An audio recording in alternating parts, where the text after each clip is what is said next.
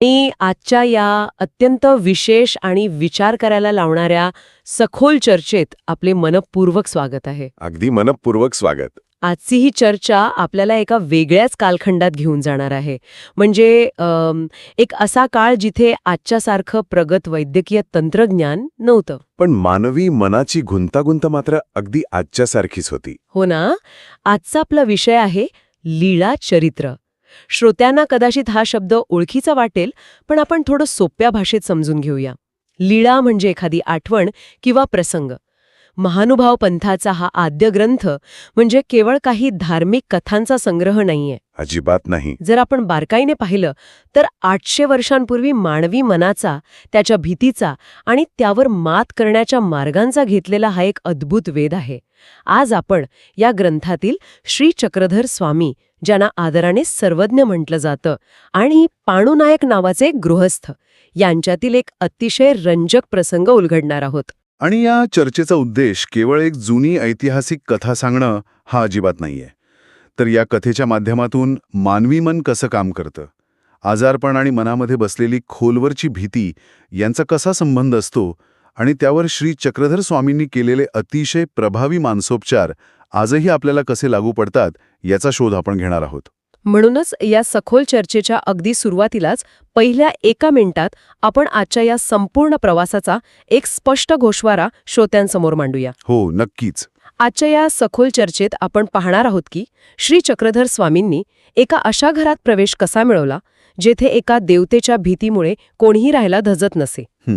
त्यानंतर सलग 3 वर्षे वातविकाराने अंथरुणाला खेळलेल्या पाणूनायक नावाच्या व्यक्तीला स्वामींनी केवळ त्याच्या अंगावरील कपड्यांचे थर आणि मानसिक भीती दूर करून कसं पूर्णपणे बरं केलं. आणि शेवटी आजारपणाच्या भीतीमुळे साधं अन्न खाणाऱ्या पाणूनायकाला मध्यरात्री कडाडून भूक लागण्याची आणि पचनशक्ती प्राप्त होण्याची रंजक कहाणी आपण उलगडणार आहोत.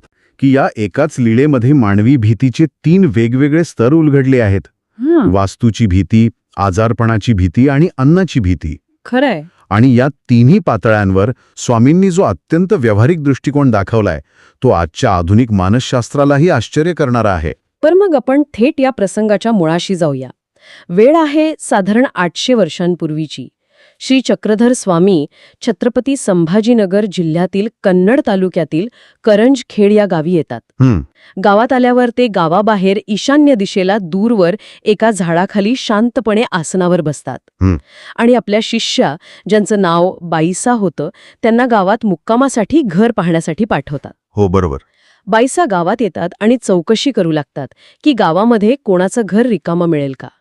आता कोणत्याही गावात नवीन माणूस आला की लोक त्याला सुरक्षित जागा सुचवतात. साहजिक आहे. पण इथे गावातील लोक त्यांना सांगतात की पाणूनायटाचे बाजार गल्लीतील घर रिकामे आहे, ते घर तुम्ही मागा. मला इथे एक प्रश्न पडतो की लोकांनी एवढ्या लगेच एका विशिष्ट घराचं नाव कसं काय सुचवलं. यामागे मानवी मानसिकतेचा एक खूप मोठा खेळ आहे. जेव्हा एखाद्या गावात किंवा समाजात एखादी वास्तू खूप काळ रिकामी असते तेव्हा त्या वास्तूभोवती अनेक कथा गुंफल्या जातात. म्हणजे अफवा पसरतात. अगदी. कोणीतरी आजारी पडतं, कोणाला तरी अपयश येतं आणि हळूहळू त्या घराला एक शापित किंवा भीतीदायक लेबल लागतं. लोकांनी पाणूनायकाचं घर सुचवले कारण त्यांच्या मते तिथे कोणीही टिकू शकत नव्हतं. एक प्रकारे ती गावाची सामूहिक भीती होती, मास फिअर ज्याला आपण म्हणतो. आणि या सामूहिक भीतीची प्रचिती बाईसांना लगेच येते जेव्हा त्या पाणूनायकांच्या घरी जातात आणि पाणूनायकांच्या पत्नीला विचारतात, बाई, तुमचं बाजारातील घर रिकामा आहे का? ते घर आमच्या बाबांच्या बिऱ्हाडासाठी पाहिजे. आणि त्यावर ती पत्नी जे उत्तर देते ते आजच्या काळातही आपण अनेकदा ऐकतो. ती म्हणते की तिथे देवता आहे. अगदी तेच. ती देवता तिथे कोणाला वास्तव्य करू देत नाही असं ती म्हणते. म्हणजे त्या घराला अधिकृतपणे हॉन्टेड घोषित करण्यात आलं होतं. हो ना. पण यावर बाईसांचं जे उत्तर आहे ते निव्वळ थक्क करणार आहे. त्या क्षणाचाही विचार न करता, कसलीही भीती न बाळगता म्हणतात, तुम्ही द्या तर खरं, आमच्या बाबांसमोर देवता काही करीत नाही.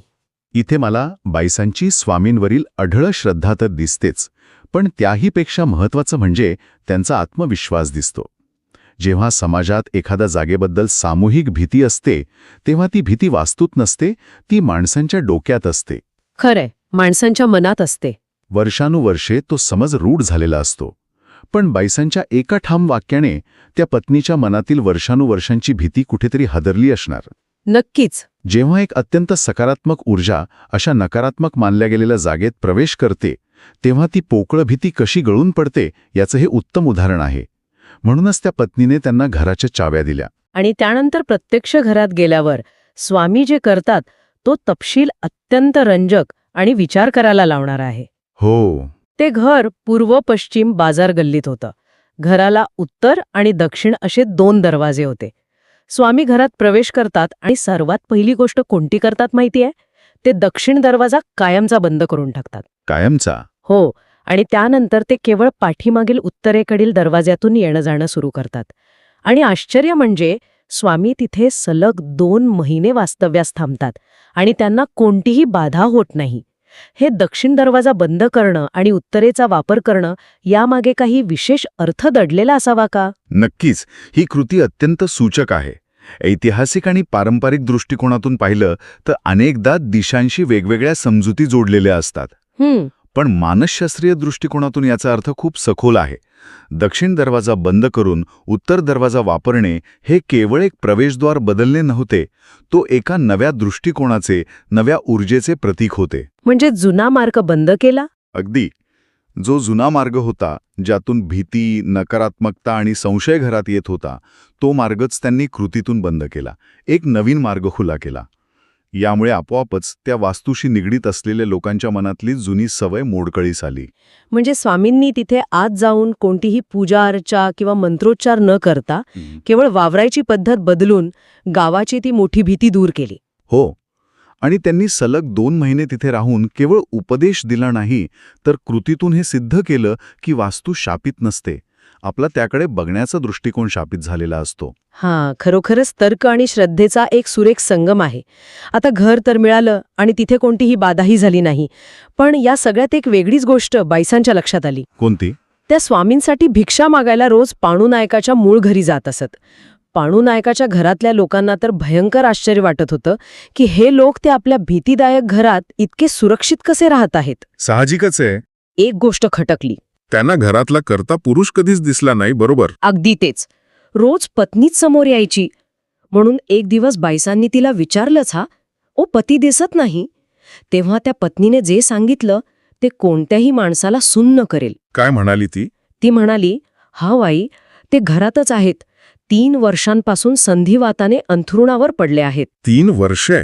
विचार करा, एकाच अंथरुणावर 3 वर्ष पडून राहणं म्हणजे शारीरिक आणि मानसिकदृष्ट्या संपून जाणं. मग बाईसांनी त्यांना सुचवलं की त्यांना आमच्या बाबांच्या दर्शनाला घेऊन या. आमच्या बाबांच्या दर्शनाने रोग जाईल. इथे मला बाईसांच्या भूमिकेबद्दल विशेष आदर वाटतो. त्यांनी फक्त शक्यता नाही वर्तवली की कदाचित बरं वाटेल. हो, त्यांनी खात्रीच दिली. अत्यंत ठामपणे खात्री दिली की रोग जाईलच. हा जो विश्वास असतो तोच अर्धा आजार बरा करत असतो. आणि मग पाणू नायकाची पत्नी त्यांना स्वामींकडे दर्शनाला जाण्यासाठी तयार करते. त्यांच्याकडील एका वृद्ध बाईच्या मदतीने पाणू नायक स्वामींच्या दर्शनाला येतात. आता श्रोते हो, पाणू नायकाच्या येण्याची जी स्थिती लीळाचरित्रात वर्णनेली आहे ती डोळ्यांसमोर उभी करा. ती अतिशय नाट्यमय आणि त्यांच्या आजाराची भयावह तीव्रता दाखवणारी आहे. हो, त्याचं ते वर्णन खूपच अंगावर काटा आणणार आहे. पाणू नायकाने अंगात एक नाही तर 2 सदरे घातलेले आहेत. डोक्याला जाड-जूड फेटा किंवा पागोटे बांधलेले आहे. अंगावर एक जाड वस्त्र पांघरलेले आहे.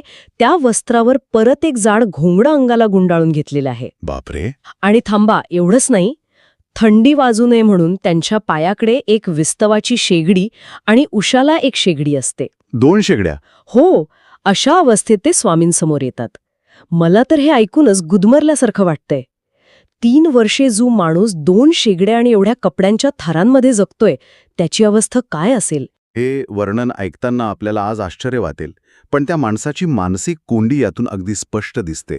कशी? तो माणूस केवळ शारीरिकदृष्ट्या आजारी नव्हता, तर तो आजारपणाच्या सवयीचा पूर्णपणे बळी ठरला होता. 3 वर्ष अंथरुणात राहून त्याने स्वतःभोवती सुरक्षितेचे असे अनेक थर गुंडाळले होते. 2 सदरे, जाड वस्त्र, घोंगडी, 2 शेगड्या, या सगळ्याचा प्रत्यक्ष शारीरिक भार किती असेल याचा विचार करा. खूपच जास्त असेल. हे सगळे थर म्हणजे त्याचा आजार कमी, पण त्या आजारपणाची, बाहेरच्या हवेची, जगाची भीतीच जास्त होती. तो एका स्वनिर्मित मानसिक आणि शारीरिक तुरुंगात अडकला होता. खरंय. जेव्हा पाळूनायक या अवस्थेत स्वामींसमोर येतात आणि दंडवत घालून बसतात, तेव्हा स्वामी त्यांना अतिशय आपुलकीने विचारतात, नाईको, वात फार त्रस्त झालात का? पाळूनायक आपली व्यथा मांडताना म्हणतात, हो जी, 3 वर्षांपासून वाताचा त्रास होतो आहे. 3 वर्ष झाली लोळागोळा होऊन खाटेवर पडलो आहे. थोडा देखील वारा सहन होत नाही. अंगावर इतके कपड्यांचे पांघरून घेतो तरी सुख नाही जी. इथे स्वामींच्या उपचाराची जी पद्धत सुरू होते ती खऱ्या अर्थाने अभ्यासण्यासारखी आहे. त्यांनी त्याला कोणतीही वनौषधी दिली नाही. नाही, अजिबात नाही. त्यांनी एक अत्यंत व्यावहारिक आणि थेट मानसिकतेवर घाव घालणारा मार्ग निवडला. स्वामी पाळूनायकाला म्हणाले, नाईको, एक सदरा काढून टाका आणि हे घोंगडे काढून टाका. आता पाळूनायक तर हे ऐकून हादरलाच असणार. साहजिक आहे, त्याला वाटलं असेल थंडीने मरेन मी. तो म्हणाला, जी जी, सदरा काढतो जी, पण घोंगडे काढायला सांगू नका. घोंगडीशिवाय शरीराला जमत नाही जी. म्हणजे त्याला वाटलं की घोंगडी काढली तर थंडीने आपला जीवच जाईल. पण स्वामींनी दिलेला सल्ला खूप प्रॅक्टिकल होता. काय म्हणाले ते? स्वामी म्हणाले, आता आम्ही सांगतो म्हणून काढून टाका. नाहीच जमले तर परत पांघरून घ्या. नाही जमले तर परत पांघरून घ्या. या एका वाक्यात संपूर्ण मानसोपचाराचं सार दडलेलं आहे. आधुनिक मानसशास्त्रामध्ये याला आपण एक्सपोजर थेरपी म्हणतो. एक्सपोजर थेरपी म्हणजे भीतीला सामोरं जाणं. अगदी. रुग्णाला ज्या गोष्टीची सर्वात जास्त भीती वाटते त्या परिस्थितीला त्याला हळूहळू सुरक्षित वातावरणात सामोरे जायला लावणे. स्वामींनी त्याच्यावर जबरदस्ती केली नाही किंवा त्याचे म्हणणे खोटे ठरवले नाही. त्यांनी त्याला एक प्रयोग करायला सांगितला आणि सर्वात महत्वाचे म्हणजे एक सुरक्षिततेची भावना दिली. Safety net. हो, की तुम्हाला थंडी वाजलीच तर परत घेता येईल. बरोबर. जर तुला खरोखर त्रास झालाच तर तू पुन्हा ते घोंगडे घेऊ शकतोस. या एका आश्वासनामुळे पाळूनायकाच्या मनातील अर्धी भीती तिथेच संपली. आणि खरोखरच पाळूनायकाने घोंगडे काढले, एक सदरा काढला आणि तसाच कमी कपड्यां घरी गेला.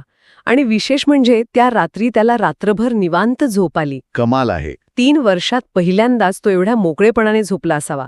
दुसऱ्या दिवशी सकाळी उठून तो परत स्वामींच्या दर्शनाला आला. स्वामींनी विचारलं, नाईको, काल रात्री काही त्रास जाणवला का? तो म्हणाला, जी जी, काहीच त्रास झाला नाही जी. आपल्या कृपेने शांत झोपलो जी. मग हाच क्रम स्वामींनी पुढे सुरू ठेवला. दुसऱ्या दिवशी स्वामी म्हणाले, मग आज दुसरा सदरा काढा आणि झोपताना एक शेगडी काढा. पुन्हा तेच घडलं असेल. पाळूनायक सदरा काढायला तयार झाला असेल, पण शेगडी काढायला नक्कीच घाबरला असेल. हो, तो म्हणाला, शेगडीशिवाय जमत नाही. स्वामींनी पुन्हा तोच मंत्र दिला, आज रात्री शेगडी काढून बघा. नाहीच सहन झाले तर परत घेता येईल. आणि आश्चर्य म्हणजे ती शेगडी काढल्यावरही त्याला सकाळपर्यंत शांत झोप लागली. क्या बात आहे. आणि मग तिसऱ्या दिवशी स्वामींनी त्याला उरलेली दुसरी शेगडी आणि डोक्यावरील पागोटे काढण्यास सांगितले. पाळूनायक पुन्हा म्हणाला की पागोटे काढतो पण शेगडी नको. स्वामींनी पुन्हा धीर दिला. आणि त्या रात्री त्याने उरलेली शेगडीही काढून टाकली.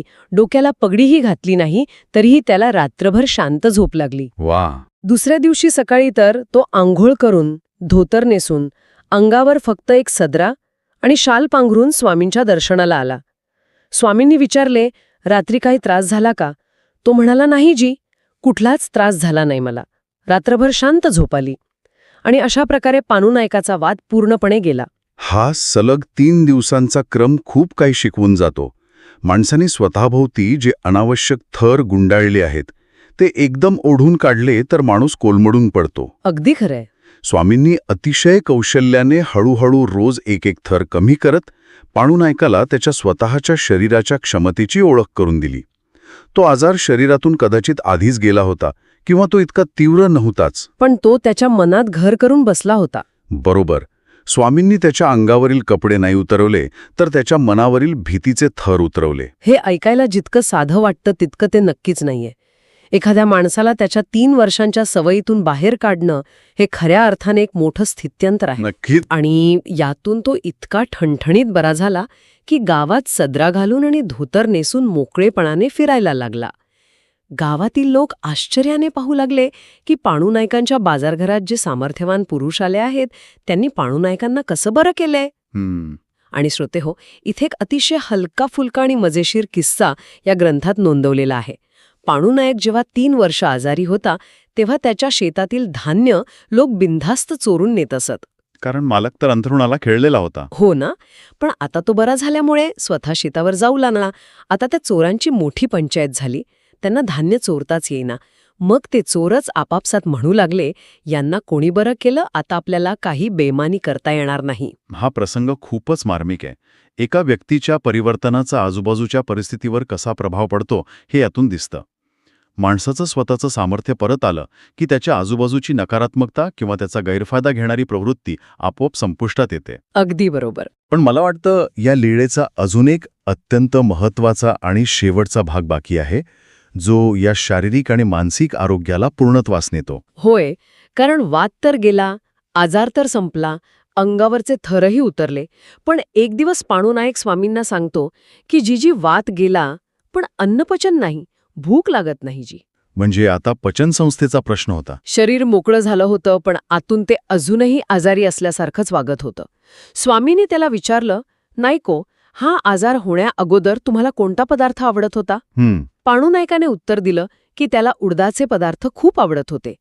त्यावर स्वामी म्हणाले, आता असे करा, उडदाचे कोरडे वडे चिंचेच्या पाण्यातील किंवा दह्यातील वडे करून आम्हाला एक उपहार करा. उडदाचे वडे हे पचायला अत्यंत जड मानले जातात. हो ना. निरोगी माणसालाही ते पचवताना त्रास होऊ शकतो. स्वामींनी मुद्दाम हाच पदार्थ निवडला, कारण जोपर्यंत पांडुनायकाला हे पचायला जड असलेलं अन्न सहज पचत नाही तोपर्यंत त्याची अन्नाची भीती जाणार नव्हती. हा थेट त्याच्या सर्वात मोठ्या भीतीवर केलेला आघात होता. पांडुनायक आनंदाने घरी गेला, पत्नीकडून सर्व पदार्थ तयार करून घेतले. स्वामींसाठी पुरण, सुकामेवा, ज्यात सुपारी, नारळ, खारीक होते, असा मोठा भोजनाचा उपहार घेऊन तो आला. स्वामींसाठी पानावर भोजनाचे ताट वाढले गेले. आणि स्वतःसाठी? तिथेच खरी गंमत झाली. पांडुनायकाने स्वतःच्या पानात मात्र पथ्यासाठी 3 वर्षांच्या जुन्या तांदळाचा भात वाढून घेतला. बापरे. विचार करा, समोर एवढं छान पक्वान्न आहे आणि हा माणूस स्वतःसाठी 3 वर्षांचा जुना बेचव भात वाढून घेतोय. स्वामींचं लक्ष त्याच्या पानावर गेले. त्यांनी बाईसांना विचारले, बाई, हे काय आहे? बाईसांनी सांगितले की जी पांडुनायकासाठी 3 वर्षांच्या जुन्या तांदळाचा भात आहे, हे त्यांचे पथ्य आहे जी. बघा, आजार गेला तरी पथ्य. आणि आजारपणाची मानसिकता अजूनही कशी चिकटलेली होती. त्याला वाटत होतं की साधा अन्न खाल्लं तरच आपण सुरक्षित राहू. मग स्वामींनी यावर उपाय केला. ते म्हणाले, बाई, हा भात राहू द्या आणि भक्तजनांना जे पदार्थ वाढले तेही यांना वाढा. बाईसांना थोडी काळजी वाटली. त्या म्हणाल्या, बाबा, त्रास होईल ना? पण स्वामींनी अत्यंत विश्वासाने अभय दिलं, काही त्रास होणार नाही. मग बाईसांनी इतर मंडळींना वाढवलेले ते पक्वान्न, ते जड उडदाचे वडे पांडुनायकाला वाढले. पांडुनायकानेही स्वामींची आज्ञा म्हणून पोटभर, अगदी तृप्त होईपर्यंत जेवण केले. जेवण तर झालं, पण खरी परीक्षा तर आता रात्री होणार होती, कारण मनातील भीती अजून पूर्णपणे गेलेली नसणार. नक्कीच. पांडुनायक घरी गेला. रात्री झोपताना त्याने पत्नीला सांगितलं, आज मी चांगले मिष्टान्न पोटभरून खाल्ले आहे. ते पचायला जड असतात, त्यामुळे काही त्रास होण्याची शक्यता आहे. तरी तू विस्तवावर गोवरी ठेवून त्यावर राख टाकून पुरून ठेव. म्हणजे जर रात्री पोट दुखले तर शेकण्यासाठी विस्तव तयार असू दे. अगदी. म्हणजे बघा, शरीरात अजून काही त्रास सुरू झाला नव्हता, पण मनाने आधीच तयारी करून ठेवली होती. असे पत्नीला बजावून तो झोपला. आणि मध्यरात्रीच्या सुमारास पांडुनायकाला कडकडून जाग आली. त्याने पत्नीला हाक मारली, उठो, दिवा लाव बरो. पत्नी घाबरली असेल. पत्नी एकदम घाबरली. तिला वाटले, नक्कीच जुना आजार उफाळून आलाय किंवा पचनाचा त्रास होतोय. तिने घाईघाईने उठून दिवा लावला आणि भीतभीत विचारले, का हो, काही त्रास होतोय का तुम्हाला? आणि यावर पांडुनायकाने जे उत्तर दिलं ते या संपूर्ण लीळेचा परमोच्च बिंदू आहे. पांडुनायक म्हणाला, तसं काही नाही, पण आज मला खूप जोराची भूक लागली. भुकेचा त्रास हो राहिला. जेवायला काही असेल तर दे खायला. वाह. पत्नी म्हणाली की भाजी, भाकर, भात सर्व संपून गेले आहे. फक्त वडे शिल्लक आहेत आणि तूप आहे. पांडुनायक म्हणाला, ठीक आहे, ते घेऊन ये. मग त्याने पुन्हा ते उरलेले वडे आणि तूप पोटभर खाल्ले आणि तो शांत झोपला. हा प्रसंग अंगावर काटा आणणारा आणि मानवी शरीराची ताकद दाखवून देणारा आहे. रात्री झोपताना पांडुनायक आणि त्याची पत्नी दोघांच्याही मनात भीती होती. आपण अनेकदा हे खाल्ल्याने मला त्रास होईल, हे मला पचणार नाही, या मानसिक भीतीपोटी आपली पचनसंस्था खरोखरच कमकुवत करून घेतो. अगदी खरंय. आधुनिक विज्ञानात ज्याला आपण गट ब्रेन ॲक्सिस म्हणतो, म्हणजे पचनसंस्था आणि मेंदूचा संबंध, त्याचे हे 800 वर्षापूर्वीचं उत्तम उदाहरण आहे. जर मन भीतीने ग्रासलेले असेल तर साधे अन्नही विष बनते किंवा पचत नाही. पण जेव्हा स्वामीने त्याच्या मनातील अन्नाविषयीची ती भीती, तो मेंटल ब्लॉक मुळापासून नष्ट केला, तेव्हा त्याचं शरीर नैसर्गिकरित्या प्रतिसाद देऊ लागले. त्याला मध्यरात्री लागलेली ती भूक ही आजाराची नसून ती शरीराला नव्याने मिळालेल्या ऊर्जेची, नवचैतन्याची भूक होती. शरीर आता खऱ्या अर्थाने जागे झाले होते. क्या बात आहे. ही संकल्पना किती अचूकपणे या घटनेत बसते.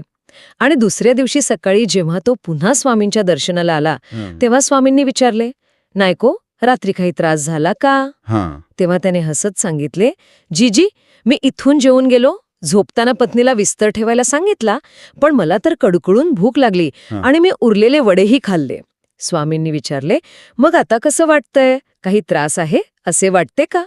तो म्हणाला, जी आता जेवावे जेवावे असंच वाटते जी, सर्व पदार्थ खावेसे वाटतात जी. आणि तेव्हा स्वामींनी त्याला आशीर्वाद दिला, आता तुम्ही पदार्थ खात जा, तुम्हाला त्रास होणार नाही, तुम्हाला सर्व पदार्थ पचतील. आणि अशा प्रकारे पांडुनायकाला त्याचं हरवलेलं आयुष्य पुन्हा मिळालं. या संपूर्ण घटनेचा जर आपण एकत्रित विचार केला तर आपल्याला समजतं की वास्तूची भीती, आजारपणाची भीती आणि अन्नाची किंवा पचनाची भीती या तिन्ही पातळ्यांवर माणसाचं मन कसं काम करतं आणि त्याला त्यातून बाहेर कसं काढायचं याचं हे एक परिपूर्ण उदाहरण आहे. अगदी बरोबर. स्वामींनी पांडुनायक आणि त्या गावकऱ्यांच्या मनातील जे अवरोध होते ते अतिशय शांतपणे, टप्प्याटप्प्याने आणि एका विलक्षण वैज्ञानिक दृष्टिकोनातून दूर केले. आणि श्रोते हो, इथेच या सखोल चर्चेचे मुख्य सार दडलेले आहे. ही कथा ऐकताना आपण केवळ पांडुनायकाकडे किंवा 800 वर्षांपूर्वीच्या एका गावाकडे पाहत नाही, तर कुठेतरी आपण स्वतःलाही त्यात पाहत असतो. खरंय. आपण सर्वांनी आपल्या आयुष्यात आजारपणाचे, नकारात्मक विचारांचे किंवा खोट्या सुरक्षिततेचे असेच अनेक अनावश्यक कपडे, असे अनेक थर अंगावर चढवले आहेत. कधीकधी आपण आपल्या करिअरमध्ये, नात्यांमध्ये किंवा स्वतःच्या सवयींमध्ये अशा काही घोंगल्या पांघरून घेतो, ज्यामुळे आपण खऱ्या आयुष्याला, नव्या संधींना सामोरे जाण्यास घाबरतो. आपल्याला वाटतं की ती घोंगडी आपल्याला ऊब देत आहे, पण प्रत्यक्षात ती आपल्याला कोंडून ठेवत असते. बरोबर. आपण अनेकदा आपल्या अपयशाचं खापर एखाद्या वास्तूवर फोडतो किंवा हे मला जमणारच नाही असं जुना तांदळाचा भात रोज खात बसतो, कारण आपल्याला नवीन पचवण्याची भीती वाटत असते. म्हणूनच आजच्या या सखोल अभ्यासानंतर एक अत्यंत महत्त्वाचा विचार आपण सर्वांनी स्वतःसोबत घेऊन जाणे गरजेचे आहे. आज आपण सर्वांनी शांतपणे स्वतःला एक प्रश्न विचारला पाहिजे. आपण सगळेच कुठल्या तरी पांडुनायकाच्या घरात राहत आहोत. आज रात्री झोपताना विचार करा, तुमच्या आयुष्यात असा कोणता सदरा, कोणती घोंगडी किंवा तुमची ती शेगडी कोणती आहे जी तुम्ही निव्वळ एका काल्पनिक भीतीपोटी वर्षानुवर्षे स्वतःसोबत बाळगून आहात, जी तुम्हाला ऊब कमी देतेय आणि जाळते जास्त आहे.